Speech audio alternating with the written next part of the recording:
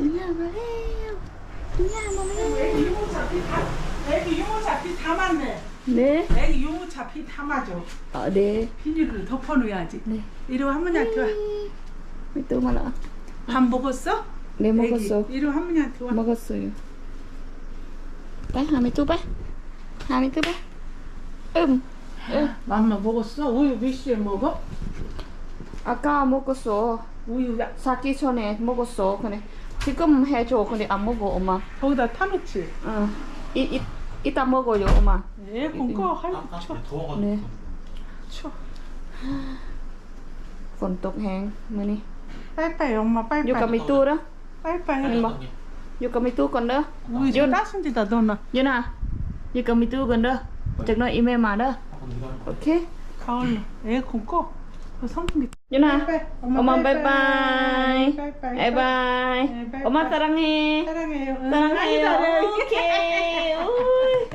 อยู่กับมิตู้ก่อนเด้อเดี๋ยวแม่มาเด้อ 갔다 오세요. บ๊ายบาย 네, 갔다 올. อู้หูทุกคนฝนตกแห้งแห้งทั้งฝนทั้งลมว้าเถียว 일단 비 더운데요.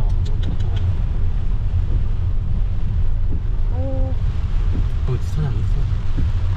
ฝนตกแห้งหลายสุเจ้าพ่อแม่พี่น้องว้าตัวเกาหลีช่วงนี้จะเข้าหน้าฝนเต็มตัวเลยทุกคนพอฤดูฝนละ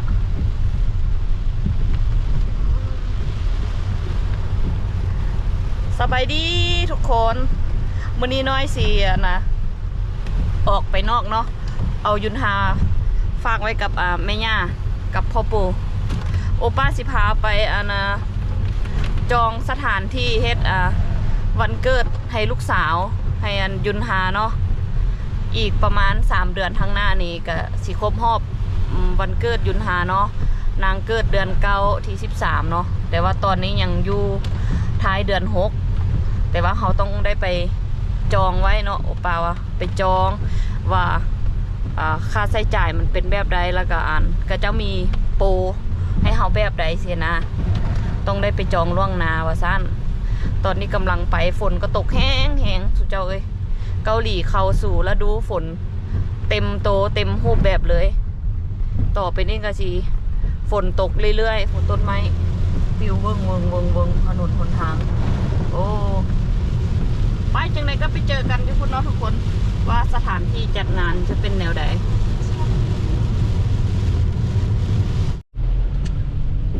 โอ้นี่ทุกคนตึกทางหน้านี่ตึกใหญ่ๆฝนตกอุ๊ยลบอุ๊ยลบมื่นโอ้ยตายหอดแล้วทุกคน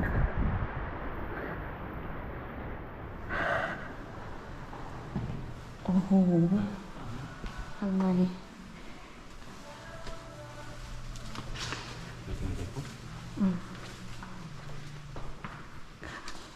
โอ้กว้างใหญ่หลายทุกคนงาม 들락들락한데? อ๋อปัดหน้ากองก่อนฝนถึกเนาะโอ้ยทุกคนมาฮอดแล้วน้อยนะเมารถสุเจ้าเพราะว่าฝนตกแล้วโอป้าก็จะวันเราเปิดอย่างก็เปิดปัดน้ำฝนหั่นน่ะน้อยละลายตาก็เลยวินหัวมาฮอดแล้วทุกคนเดี๋ยวสิพาทุกคนไปเบิ่งเนาะว่าสถานที่มันเป็นแนวใดมันโมงก็จะกินข้าวบ่เพราะว่าก็จะปิดประตูไว้อยู่ฮะโอเคเดี๋ยวพนักงานก็จะสิลงมาว่าซั่น들어가시는 룸에서 진행하시면 좋으실 것 같고요. 70분 예약해 주시면 96석 정도 나오시는 룸이고 외부 좌석이 이제 80석 정도 여유 있기 때문에 괜찮으실 것 같아요. 저희 식대는 지금 음료주를 포함해서 43,000원이신데 저희 40,000원까지 오늘 진행 가능하실 것 같고요. 그리고 초등학생은 33,000원이신데 30,000원 내시고 미치학은 무료이시고요. 이제 돌상이라고 해서 한번 보여드리도록 할게요. 자주 와서 사는? 그래요? 그래요? 자주 왔어요. 다른 분들 많이 해가지고. 그래도 돌상이 여러 개 많아요. 혹시 한복 입으세요? 아니면은 한복? 드레스 같은 거 입으세요? 한복 같은 것도 빌려주면 한복? 한복은 저희 예인 한복 있으시고요. 네. 저희 쪽에서 오셨다고 하시면 10% DC 들어가세요. 알겠습니다. 이제 이건 제가 한번 문자로 남겨드릴 건데 돌상은 조금 여러 개가 있어요. 그래서 맞아요. 가만은 됐거든요. 나라는. 2층 올라갑니다. 문이 닫힙니다. 딱 한 달 차이가 나죠. 그래도 또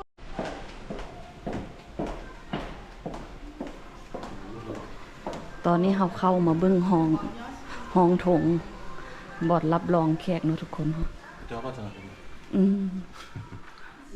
뭐 지인분들이나 가족분들 위주로 안쪽에 앉으시고요. 친한 친구분들은 외부에서 อันนี้เป็นห้องโถงทุกคน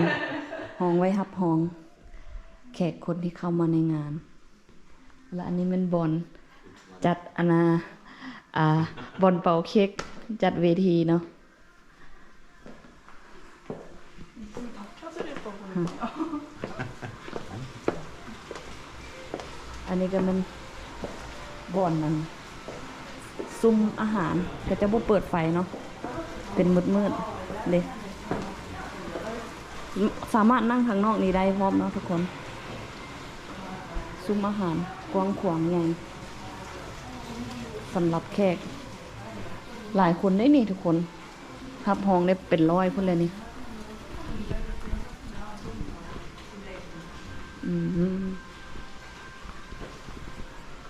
카요? 찍었어? 네. 찍었어? พากันไปมาแล้วทุกคน 들어왔어. 들어와. แต่ว่าตอนนี้บ่เห็นยุนหากับย่าอยู่เหือนเนาะ 조합이 같아. ฮะ 조합. โอ้ 기운. 지금 오라 그랬어. โอเค 오빠 할게. โอป้าก็สิไปนะเฮ็ดเวียกต่ออีกเนาะส่วนยุนหากับอันมิตู้เพิ่นพาไปเที่ยวว่าซั่นฝนตกปานนี้ยังพาหลานไปมิตู้ก็ได้โอ้ยไปจองสถานที่อันจัดงานวันเกิดให้ยุนหามาแล้วทุกคนก็ได้สัญญามาโอป้าก็วางเงินมัดจำไป 300,000 วอนเนาะอันก็เจ้าคิดไล่เป็นอันบุฟเฟ่ต์ไล่เป็นหัวคนเนาะผู้ใหญ่ละแม่น 43,000 ผู้น้อยละแม่น 33,000 เนาะแล้วก็เจ้าก็จะมีสร้างภาพให้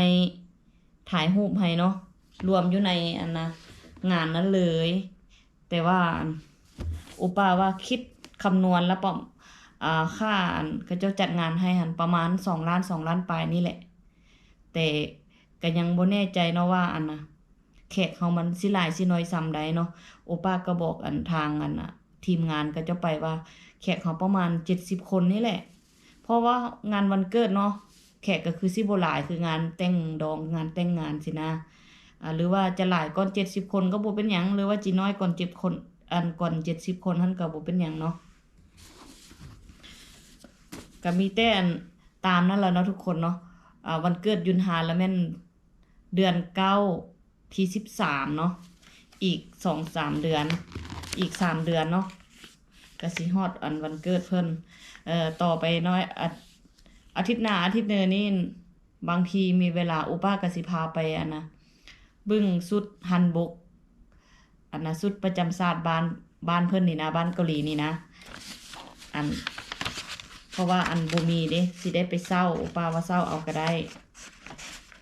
หั่นนะก็สิได้จัดงานวันเกิดให้ลูกสาวแล้วทุกคนอันน่ะตามประเพณีของบ้านเพิ่นเนาะของบ้านเกาหลีอุป้าว่าบ่จัดบ่ได้ต้องได้จัดคันสิจัดอยู่เฮือนมันก็อันน่ะบ้านนี้ก็จะบ่จัดอยู่เฮือนเนาะก็เจ้าสิมีบ่อนให้จัดวันเกิดต่างหากให้จัดงานกินเลี้ยงต่างหากสินะเพราะว่าเฮือนเฮาก็อาจ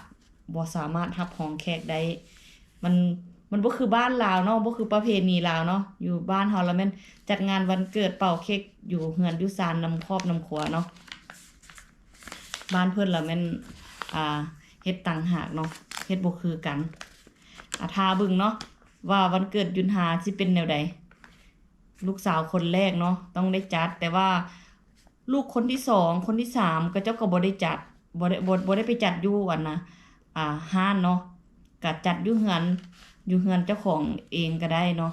ก็แต่ว่าลูกคนแรกต้องได้เฮ็ดโอปาว่านะคนที่2คนที่3หั่นบ่เป็นหยังบ่จัดก็ได้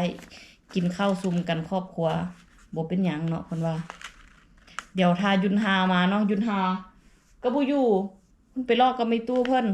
สำหรับคลิปนี้น้อยก็สิได้ขอลาไปแล้วทุกคนเอาคลิปการไปจัด